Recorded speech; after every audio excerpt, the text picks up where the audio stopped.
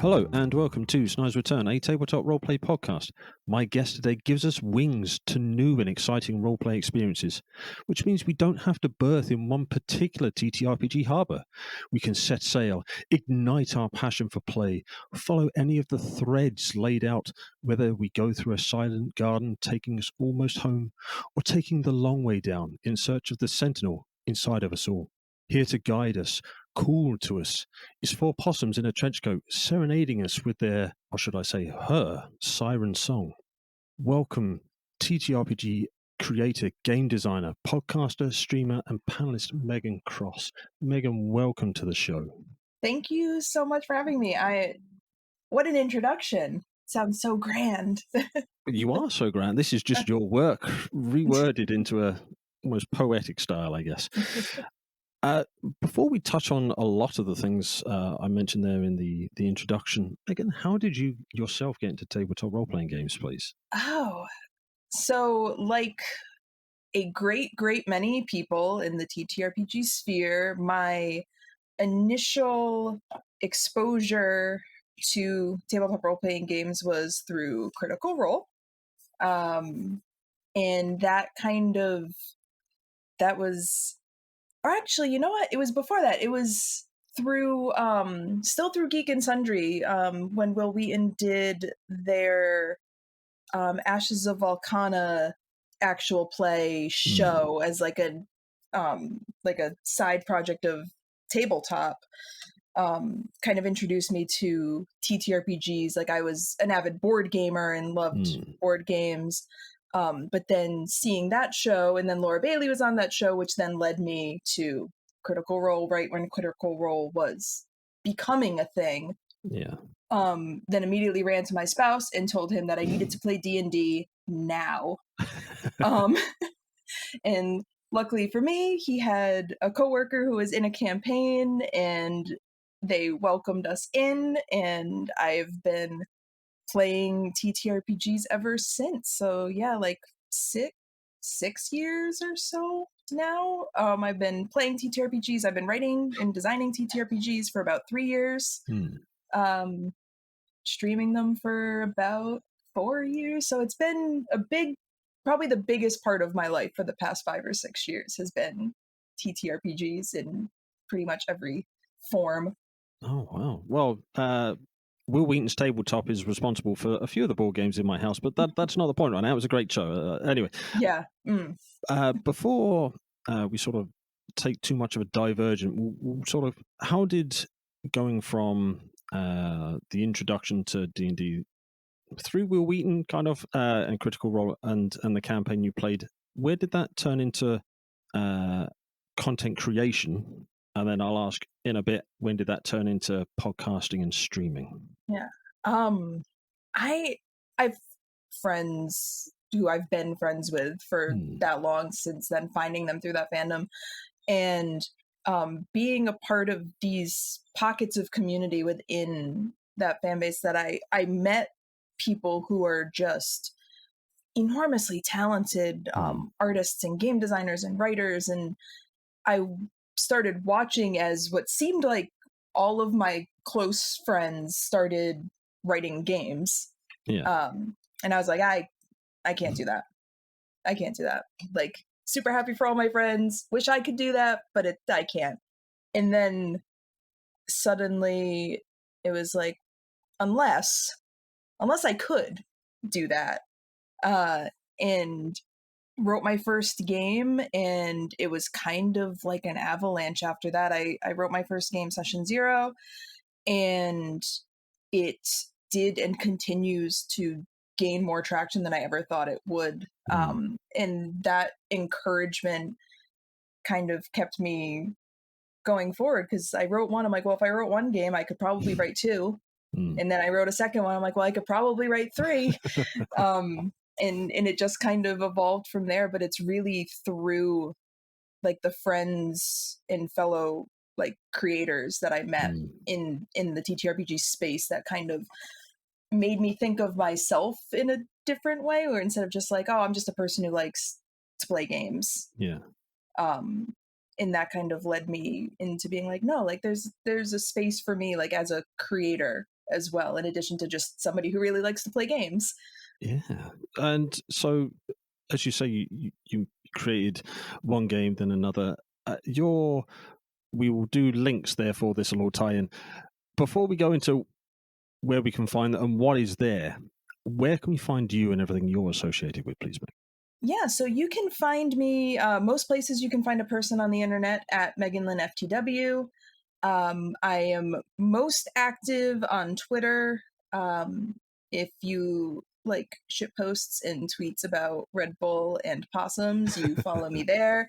If you want to hear about exclusively my game stuff, you can find me at Siren Games. And then you can find my games at my itch.io page, meganlynnftw.itch.io, which is where all of my games live. All right. Well, I did notice that we could also support you on Ko-fi as well. Yes, you can also support me on Ko-fi, which is meganlynnftw.co/fee. The easiest way to find all of my links, I do have my website, my card page, meganlynnftw.carrd.co. You can find links to pretty much everything, different ways to support me, different places to find me. If you want to play a game with me or have me on a show or anything like that, you can reach out to me there. That's where you can find my contact info and all the various places you can find my face on the internet. All right. Well, I will put all those links down in the description below this podcast. So please scroll down, follow Megan, Siren Games, and support Megan through the various ways. You're also on Instagram. That wasn't mentioned. There's a link on that as well. So that will all be down in the description below. So now we know where we can find you. Your itch.io page has a wealth of different TTRPGs available for us to play. What has it been like sort of moving through the process? Because each of your games is slightly different to the last, and you've sort of used different systems and approaches. What has that process been like? I wish that I could say that there was any kind of real rhyme or reason to what I do. Generally, my game design process is I think about something I like, or I see something that I like, and my brain will go, is there a game here? And I know almost immediately whether or not there is a game here. If there's not, I send just really weird out of context questions to one of my really good friends, and we'll be like, is this a game? And he's like, sure. If he doesn't immediately say no, then it's a yes, and I keep going. But really the thread that runs through all of my games, even though they are different, is I write games to tell a story. I write games to explore characters and explore the dynamics and relationships between characters while you're collaboratively telling a story. So even though they use a lot of different mechanical aspects or have a lot of like different themes, the main connecting thing through all of them is these are games that are focused on characters, that are made to explore the different relationships that characters can have.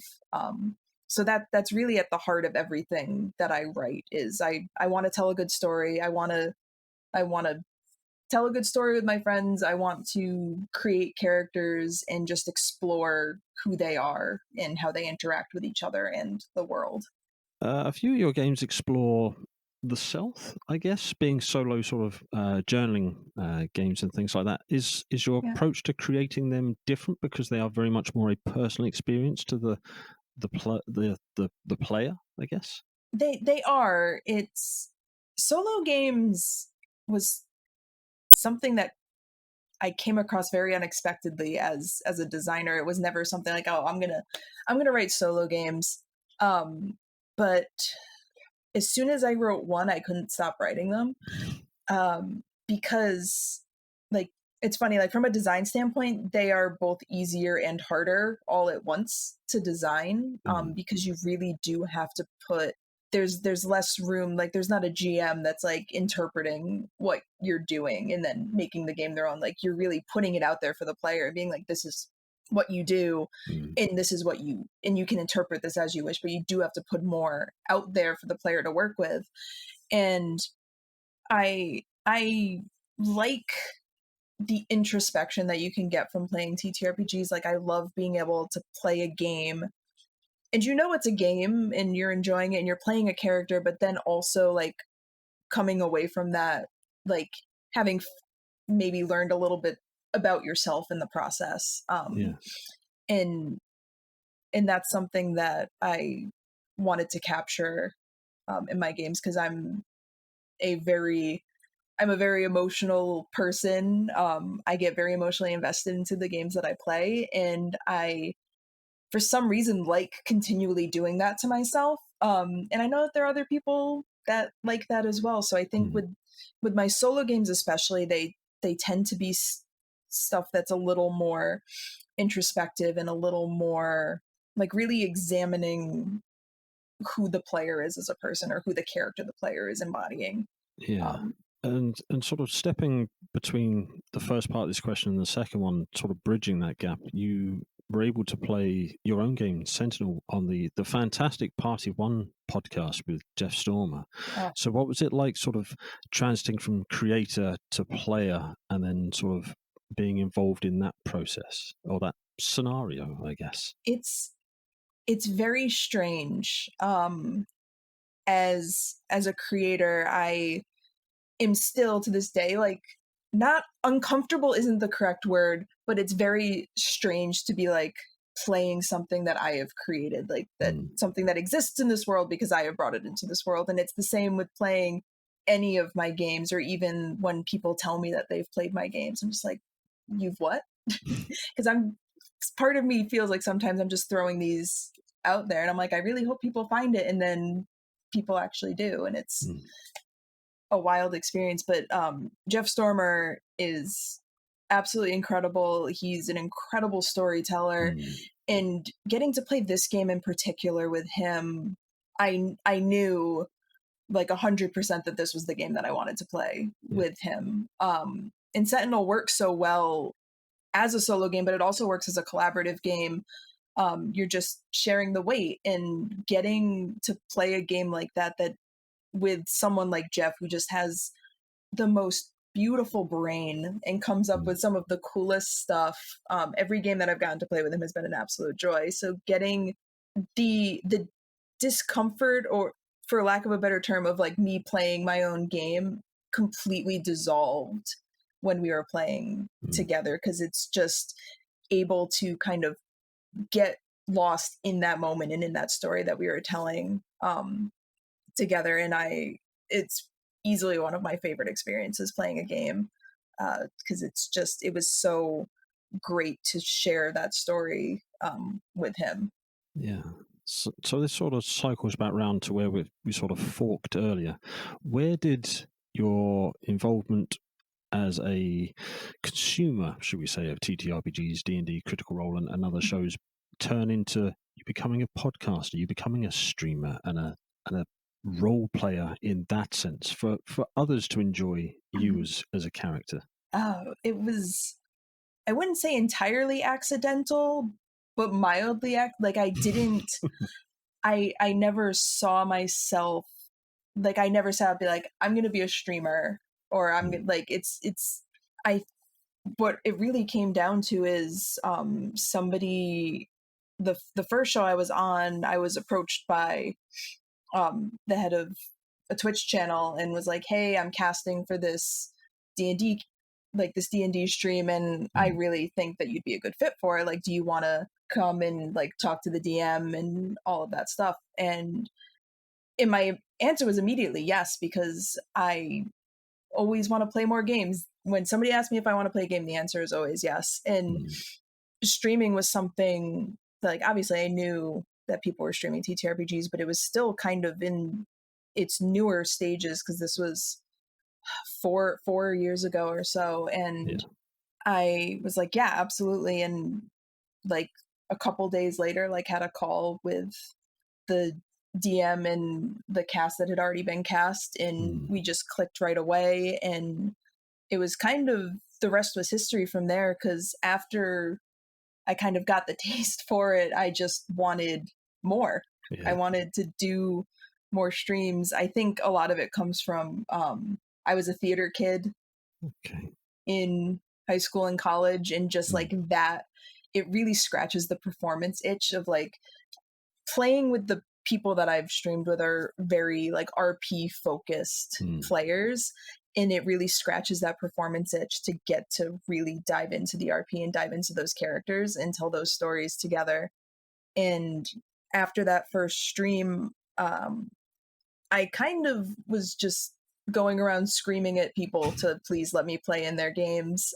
So I got fortunate in that people listened and were like, okay, please stop yelling, come play games with us, which has allowed me to play some wonderful games and meet some awesome people and get to share a table with some really cool people. So it's been great. I haven't streamed in longer than I'd like. The last couple years, as is for everybody, has been a little hard creatively. So took a little time off from being in front of a camera all the time, because at one point I was doing like 2 or 3 a week. But now I'm feeling very energized and wanting to get back out there and share more games and stories with people. Yeah, and you shared the stage, should we say, with WebDM Plays. You know, WebDM being one of the great YouTube channels, and their actual play stuff is always fantastic. You're part of. Are you still technically part of Chromata Chimera in a sense, or in a sense, we are kind of on a hiatus, but I know that Chromata Chimera is wonderful, and it's pretty much a doors always open kind of thing. Because the group that I streamed with, No Initiative, we are also kind of on a hiatus. But they remain like they remain my favorite people to play games with. So I know that we are in the process of making plans to do some more stuff. And Chromata Chimera has been our home since we first started streaming together as a group. And Chromata Chimera makes some wonderful shows. It's run by wonderful people, so it's definitely a place that feels very like home to us. And as somebody whose internet never had the bandwidth to run their own streams, it was nice to have a channel that was so welcoming and basically was like, if you want to stream on our channel, you can stream on our channel. So that was really nice to have a place to go to do what we wanted to do. Yeah, and while you've not streamed as a player as such, you have been involved with streams for your own products, your own game, relatively recently for one particular harbour. Would you mind telling us a little bit about the game and then your involvement with the streams as well? Yeah, so One Particular Harbour is... I don't have favorite children. I love all of my games equally, but One Particular Harbour is a very special, very special child. It is a hack of Mobile Frame Zero Firebrands by the absolutely incredible Vincent and McGay Baker, who I look up to and admire so much, and I thank them every day that they allowed me to hack their game and make One Particular Harbour. So it is a game about an isolated collection of islands and the 3 factions that are bickering over them. So it is about merfolk, sailors, and pirates, and each of their attempts to claim the island for their own faction, and all of the fighting and potentially flirting. If you play the game with me, there will always be flirting. Them trying to figure out what the fate of these islands are going to be, and it's made up of 14 mini games that you basically take turns choosing your games and choosing who you're playing with, and you act them out in short scenes that you kind of weave together into one overarching story. Okay. Yeah.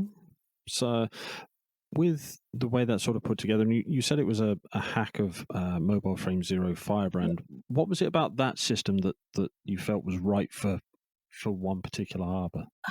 I really love the mini games aspect of it, because it allows you to do so much without feeling the pressure to kind of make one like one big overarching system or game or setting or anything like that. Like, it allows you to really get down into the nitty gritty of like, what do you want this game to do? What do you want the players to be able to do? How do you want them to do it?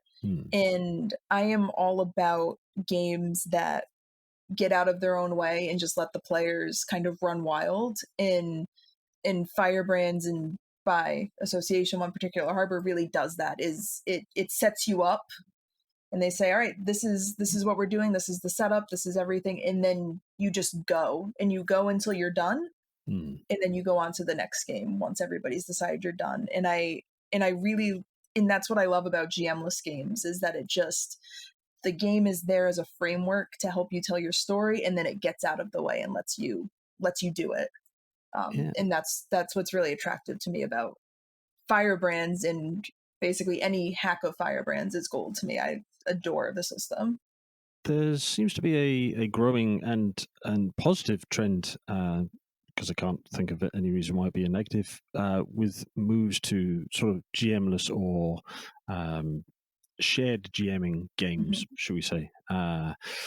What is it about those style of games that you enjoy more than, say, a traditional, air quotes, traditional sort of TTRPG? I think the biggest thing that draws me to GMless games is the fact that it's truly collaborative. And that's not to say that if you're playing like a traditional GM'd game, it's not a collaborative story, because it is a collaborative story, because the GM is just as much of a player as the players are.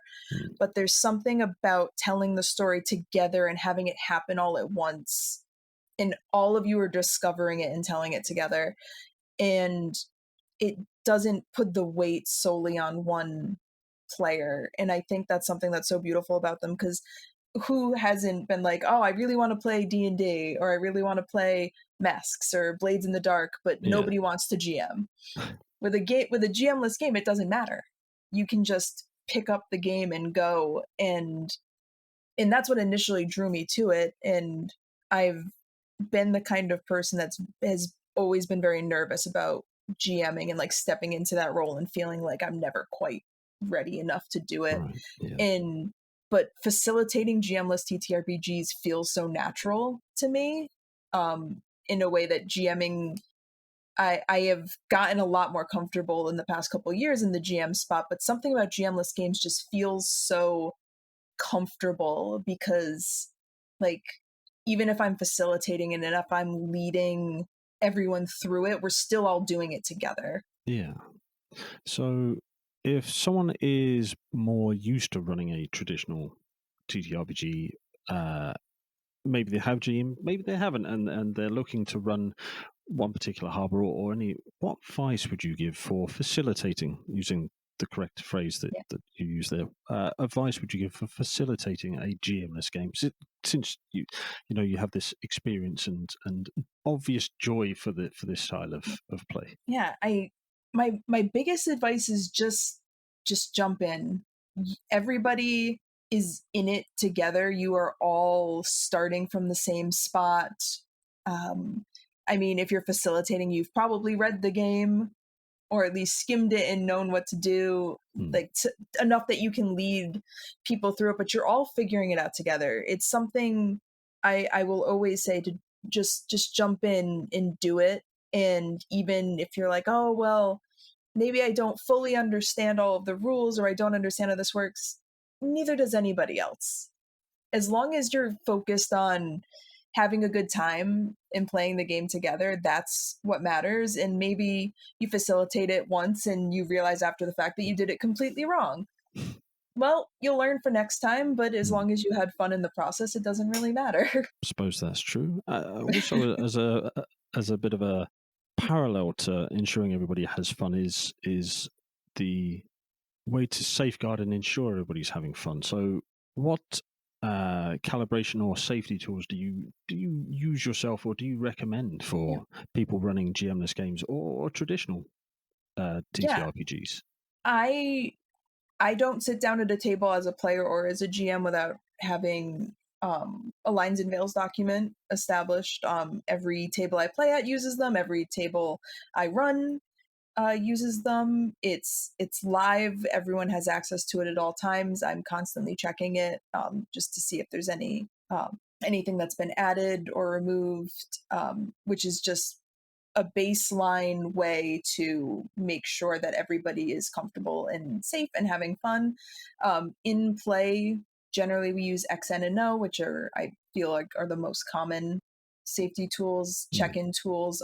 During play itself, we will also utilize, I'm trying to think of what the technical term, script change or scene change. I think it's script change, where you can kind of like just, if there's something that has happened that you do not like, you just stop the action right there, reverse it, and redo it right on the spot. What happened the first time never happened, and then you move forward with something that everyone likes, that everyone is comfortable with. And other than your, like, safety tools are wonderful and every table needs them just to make sure that everybody is safe and comfortable. And also just communicating constantly, no matter what role you are at the table. If you're a GM, if you're a player, just checking in with one another, being able to communicate and say, hey, I didn't really like that, or hey, actually, like, it may have looked like I was really upset, but I loved it. Like, we can keep going. I'm totally fine. Like, just keeping that open level of communication, and the safety tools just further add to that to just enhance everybody's experience. Because that's what's most important, is like, this is a game. It's supposed to be something that's fun, and we want to make sure that everyone feels welcome and safe and comfortable during games. Yeah, and I realize that part of that is woven into the game itself, be it through guides or through certain mechanics or things like that. So when you have gone through the game creation process for your releases, what have you learned through your process that's helped you refine your own creations? Oh, yeah, creation process. That's use the word process a lot there, but I know what I'm trying to get to. Really, the biggest thing for me as I just move forward as a designer, and I change a little bit each time I write something, and I never approach a game as the same person I was before I wrote it. But really, the biggest thing for me is writing. I usually say that I'm a very selfish game designer because I write games that I want to play. I write games for myself. If this game has a target audience of one, I am that one person that I am writing this game for. It just so happens that if other people like it, then it's just even more exciting for me. But I want to write games that invoke a lot of emotion. And when you're writing games that are meant to evoke a lot of emotion, it's important that you're letting people know what they're getting in for. And for that reason, like, I try, when I'm writing the introduction to my games, especially, if it's a game like The Long Way Down that deals very intensely with loss and death and feelings of hopelessness and despair, making sure that you're saying up front, hey, this is what this game is about. This is what you're getting into. If you need to stop at any time to take a break, please stop and safeguard yourself and your mental state, because that's the most important thing in the world. And just trying to put those warnings into games is something that I've done more and more as I've evolved as a designer, and also as the space has evolved. And there's so many wonderful safety tools that exist out there. I highly recommend everybody check out the safety toolkit that was compiled by Kiana Shaw and Lauren, who are two absolutely wonderful folks. And it's really knowing what you want a game to do as a designer, and then knowing what you need to tell your players before they start playing, I think, is something that I've really picked up on. Is the first question I ask myself when I start to write a game is, what do I want this game to do? Like, how do I want people to feel when they're doing it? and if how I want them to feel is something that could be a more intense emotion, then you need to let people know. Like, if I'm writing a game that be like, I want to make you cry when you play this, I'm going to tell you up front, I wrote this game to make you cry. Yeah. Please enjoy it, but take care of yourself. Yeah, that's fair. A thread, a theme that's not across all of your games, but a number of your games have a mythological bent to them. A Silent Garden is Medusa. Mm-hmm. Sentinel has sort of a tomb or a sacred place that you guard, and of course, The Long Way Down, based on the tale of myth. Are you heavily inspired by that sort of I am. influence? I am the Greek mythology kid that never grew out of being a Greek mythology kid. Nice. I am a huge lover of mythology and folklore and folk tales, and that is something that I constantly bring to my games. All of my games exist because of something that I love and thought, is this a game? Is generally how everything has worked, and something that I'm very passionate about and something that I love very much is mythology and folklore. So a lot of my games are inspired by that, and especially taking stories of tragedy, like the story of Medusa and the story of Orpheus and Eurydice, and giving them, just injecting a little bit of hope into stories that are classically tragedies, is something that I really wanted to do. And I think each of those games does that in its own way, that it takes this story that like everybody knows Medusa. Most everybody knows the story of Orpheus and Eurydice, and being able to approach it from a different angle, just like if things had gone just like a little bit differently, what could it have been? And that's something that I always say, I like sad games. I like getting sad when I play TTRPGs, but you can't have a sad game that is completely devoid of hope. There needs to be the light at the end of the tunnel. There needs to be that little thing that keeps you going forward. And I think that's something that I try to bring to my games that have that heavier feel. Is it's not, it seems hopeless, but it's not. There's always something there. And with there being something there, is there something coming up? Maybe are you working on anything that has that sort of mythological influence in it at the moment? Let me think. I am currently working on a game about constellations. Ooh. Because another thread in my games is I love space. I love writing games about space. Can't get enough of space.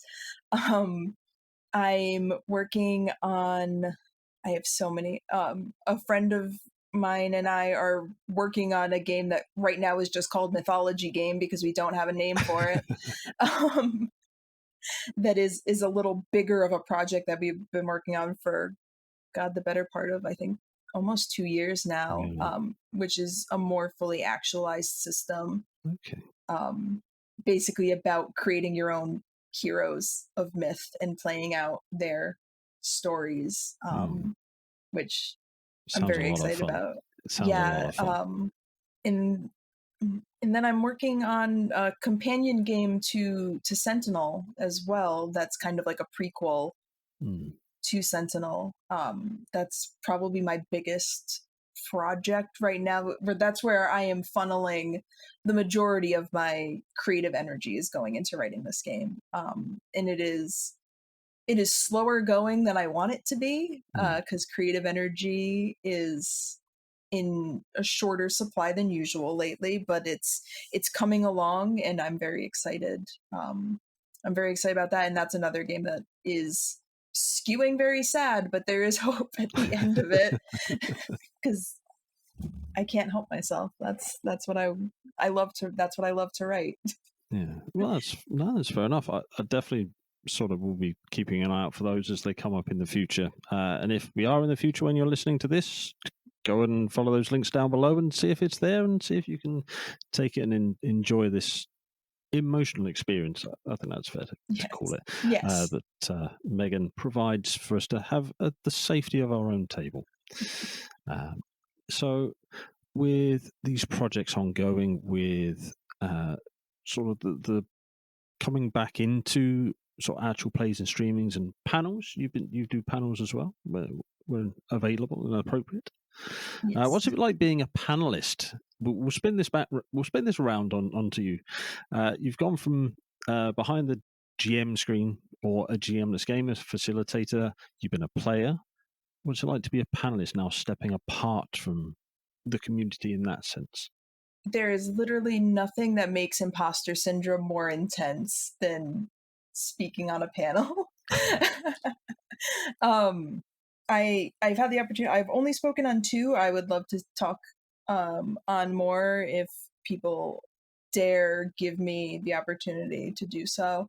But really, what I want to do, and especially with the panels that I've already been on and anything in the future, is I owe so much of what I do now to people in this space that took the time to educate and uplift and support me in what I was doing, especially when I was first starting out and I had literally no idea what I was doing, and just kind of plucking along going, hey, I made this thing if anybody wants it. And there are creators in this space that make such incredible things, and they make these incredible things and then they take the time to then see up and coming creators and people who are trying to get into this and figure out if it's for them, and that they take the time to talk about their game design process, talk about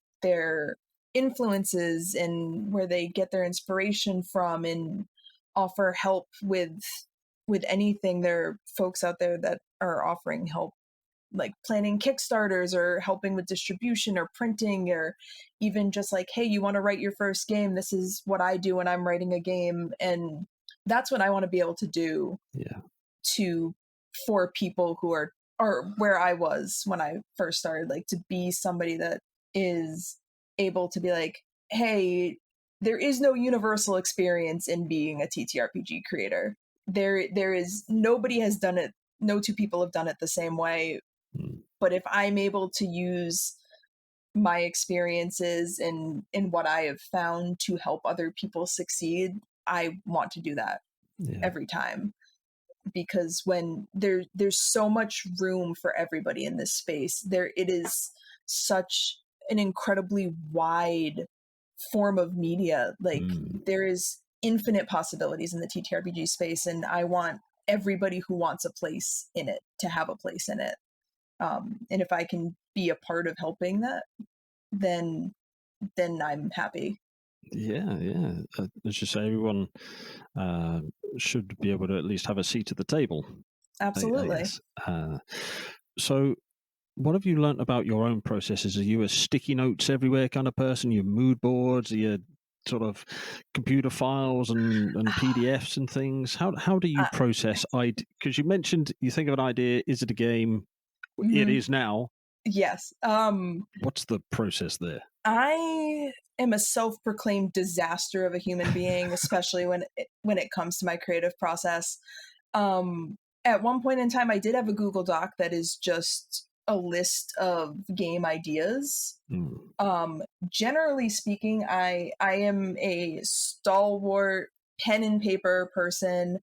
The only time my games get typed is when I am typing them to lay them out to publish them. I write absolutely everything down in my notebooks. I've got a very beat up game design notebook that I just filled after 2 years. I have started a new one that is already a complete mess. And I write notes on Post-it notes and scraps of paper, and then I stuff it all inside my notebook.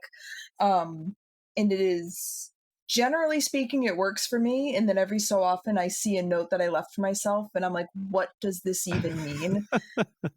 And then like 3 weeks later, I'll be like, oh, that's what that meant.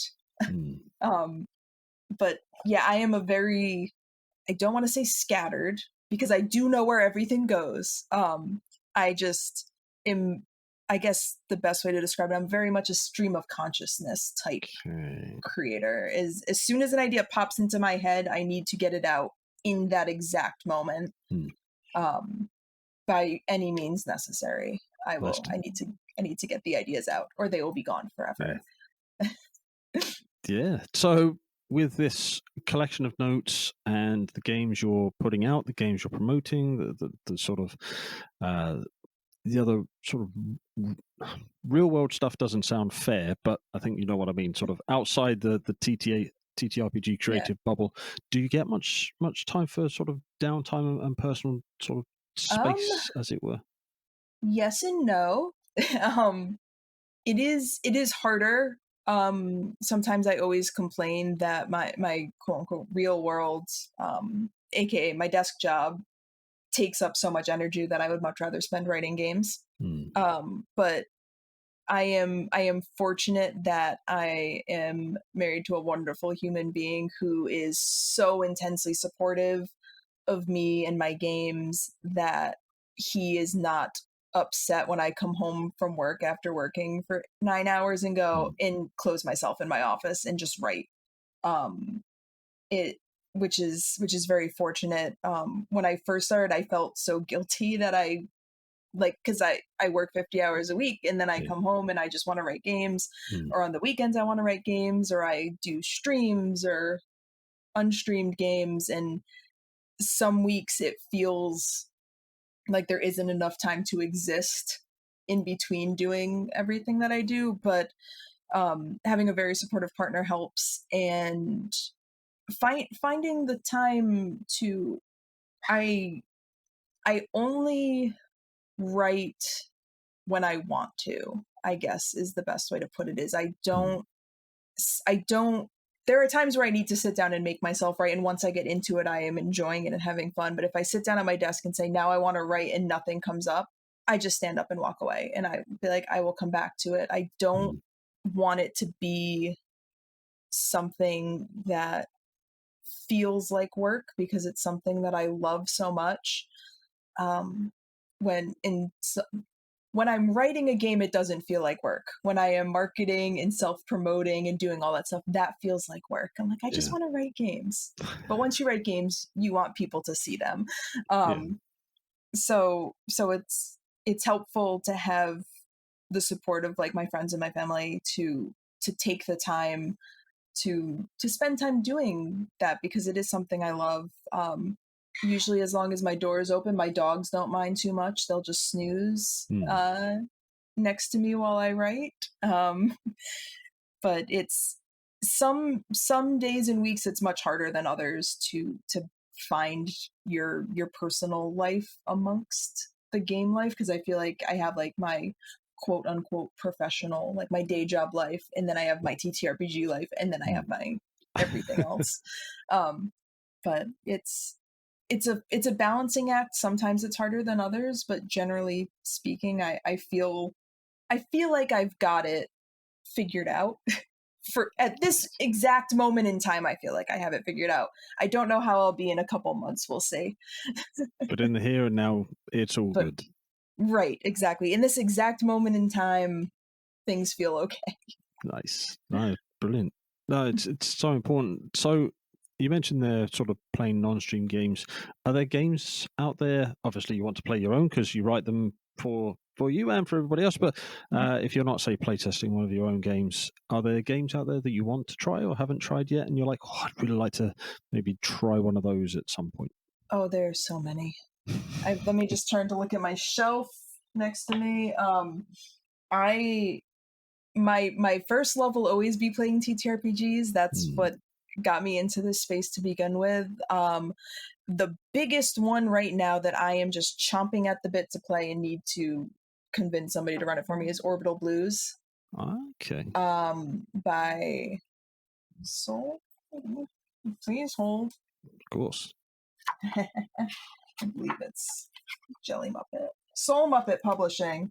It is a game about it's a game inspired by space westerns, like Firefly and Cowboy Bebop and Guardians of the Galaxy.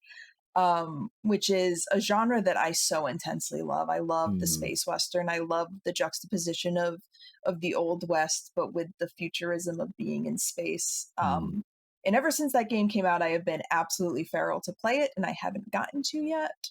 So that's like number one for games that I have not played yet that I'm dying to play. And then on the other hand, there are also games that I play all the time that I am always still dying to play. My favorite game is Masks. I run a Masks campaign. I'm in a Masks campaign. I am always looking to play. I am in a Masks podcast. Like, I just cannot get enough I of was going to Masks. say Protean City, is that Protean City, yes. So, yep, I'm on Protean City, and then I have 2 home games, one that I'm in and one that I run, all playing Masks, and I would still drop everything to play Masks at any point in time. it? Which playbook is your preference then? Oh God.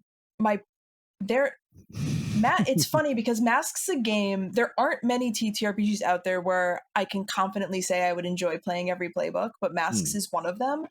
But my favorite is the Scion, because it's the most dramatic one, and that's what my first Masks PC is. She did change playbooks to the Janus in the past like couple months of play, which is my other favorite one. I am, when I'm playing games, I am all about bonds between characters, creating bonds between characters, establishing relationships between PCs and NPCs. So I'm drawn to the playbooks in Masks that kind of come with baggage, whether it's like, oh, with the science, like, oh, well, here's my supervillain parent. Or you're like the protege, and you're like, well, here's my mentor, and the legacy, like, here are the members of my legacy. So like I gravitate towards those playbooks that come with the built-in aspect of it. Which is why when I did play D&D, Warlock was always my go-to, because you're like, oh, I'm a Warlock and this is my patron. Like, I like the playbooks that start off with those bonds already in place, because I love to explore that as a player. So I will forever be, if you give me a playbook that comes with baggage in the shape of another existing sentient being, that is where I'm going to go literally every time. I'm playing in an Urban Shadows game right now, and I'm playing an Oracle because that also came with baggage. I also, I guess, just like to make more work for my GMs. Well, as I won't say a full-time GM, but as a GM, I like it when players use that kind of character, because it gives you story, it gives you threads, it gives you ammunition. Might not be the right word, but there is always something there to use with the player for the character. I definitely call it ammunition. Exploitation at times, maybe. Yeah, maybe. But maybe.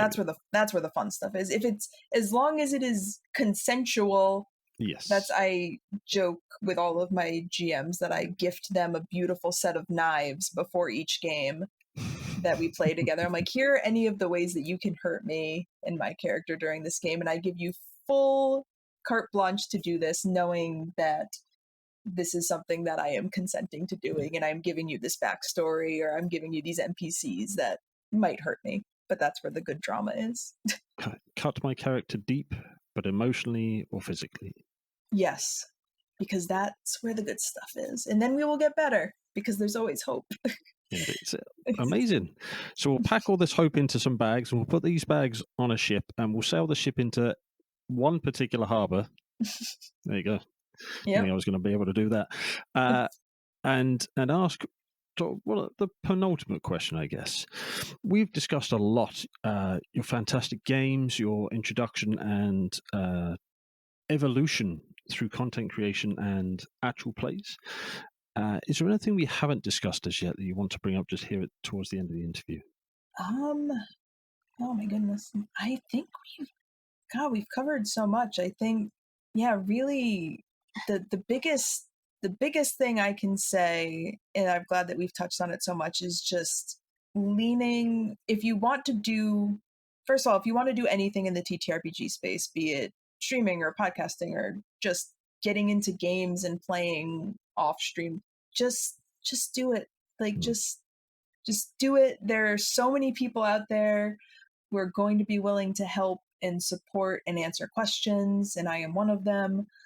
And there's so much out there that never ever feel like this is a space that's not for you, because there is such a wealth of incredible content and incredible content creators that if you bounce off one game, there is something out there for you. I promise. You are going to find what you want. As if you want a space here, there is a space here. You sometimes you might need to look a little harder, but I can guarantee you that there is something here for you, 100%. Yeah, totally. And from a podcaster's point of view, if someone like myself doesn't know the answer, we know someone else who is supportive and can provide guidance or direct support, depending on what's required. So, thank you so much. Would you like to remind everybody where they can find you on social media and all the rest of that stuff, please? Yeah, absolutely. Like we said, I am Meghan. You can find me most places on the internet at Meghan Lynn FTW. You can find the bulk of my stuff on Twitter or on my card site, meghanlynnftw.carrd.co. You can find my games on meghanlynnftw.itch.io. You can also find physical copies of my game, One Particular Harbour, if you're up for some pirate and mermaid and sailor shenanigans, on Indie Press Revolution. And yeah, I am hoping to get some stuff in the pipeline soon. So if you follow me on Twitter, I almost never shut up there. And if I have something fun and exciting coming up, I will most certainly be shouting about it. So you can follow me there if that sounds like something that you might like. Yes. Or even yes, if it doesn't, follow me anyway. Please scroll down, follow the links. They will be in the description down below this podcast.